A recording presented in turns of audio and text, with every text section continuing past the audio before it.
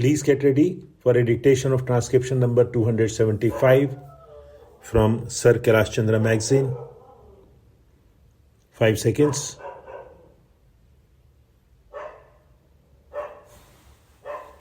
Start. Mr. Deputy Chairman, Sir, I rise to support the motion which has been moved by my friend. As he has pointed out, oil is a very important element in the industrial development of any country today, and especially those countries which are in the process of development have found that if they were to base their industries securely on oil, the whole development is fairly quick and that it is possible for them to get good returns in a short time.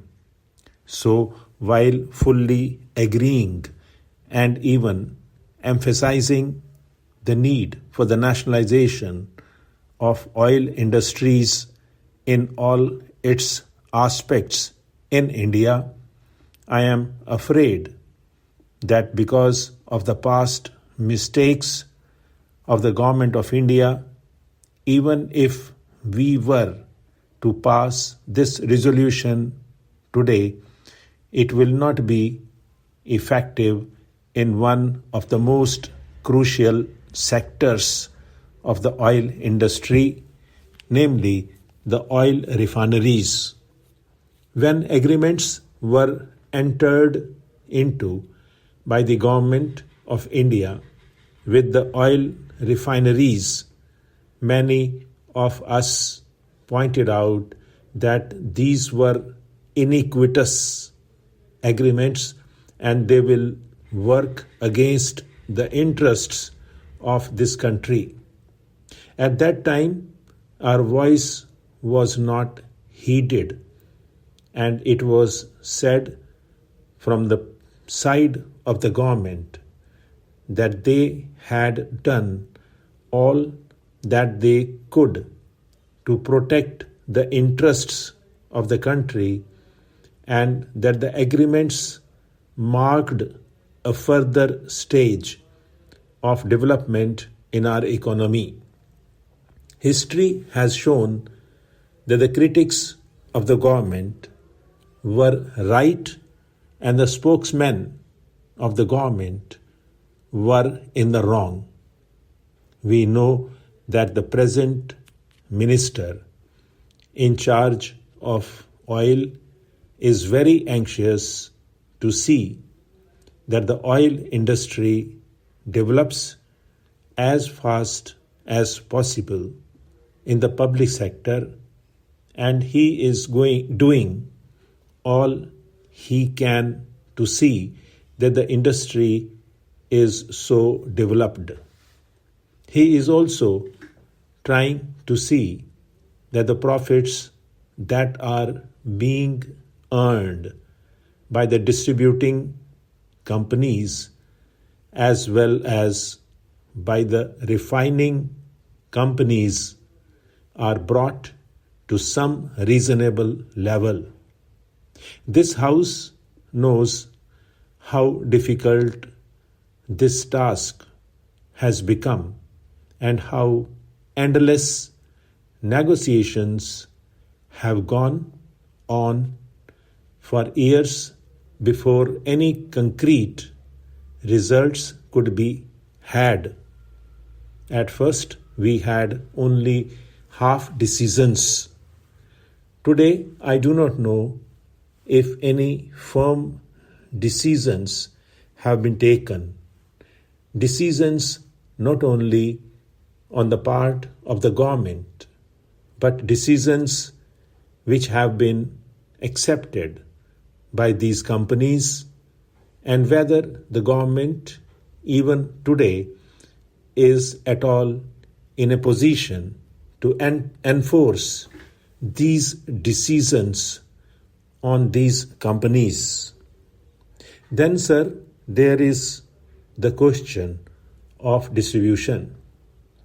We have got the Indian Oil Corporation, which is now undertaking more and more the distribution of the products which are coming from East European countries and from Soviet Russia.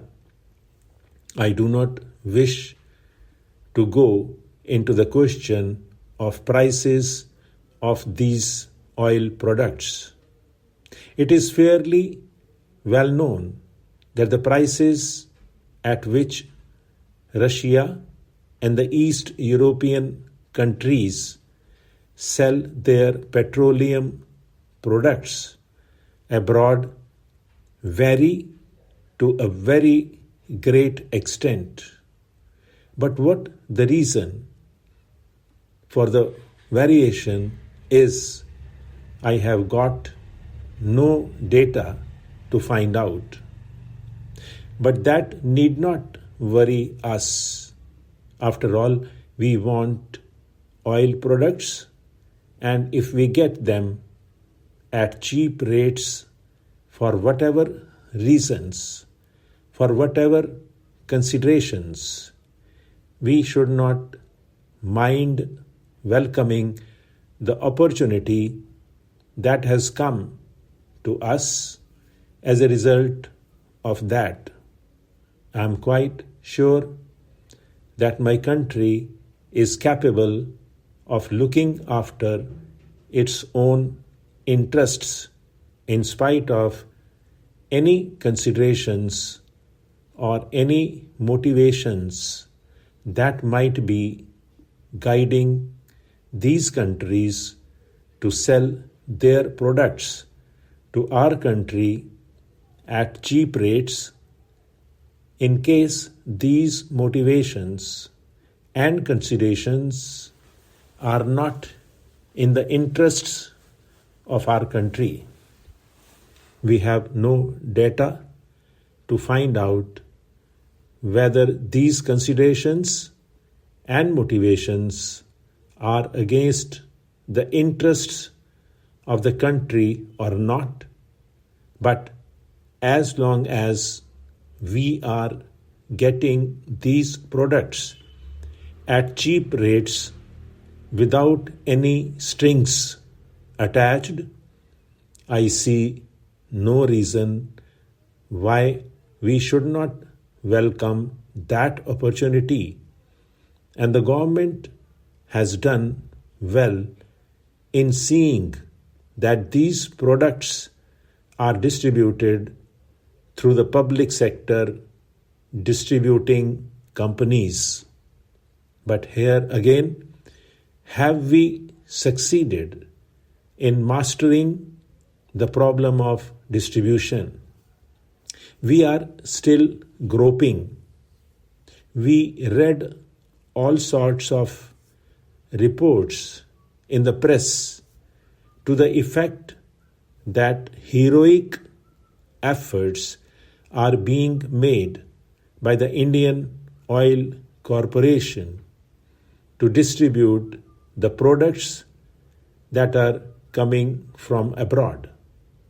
I live in Mumbai and I hear rumors that when these products are received from abroad, the Indian Oil Corporation has many times been found to be unprepared for receiving these products, and they have often to be stored in the storage capacity of the very foreign companies against which we are raising our voice today. Here again is a sorry state of affairs. Once we accept this challenge of distributing the products through our own public sector companies, we should be in a position as early as possible to stand on our own legs. Stop.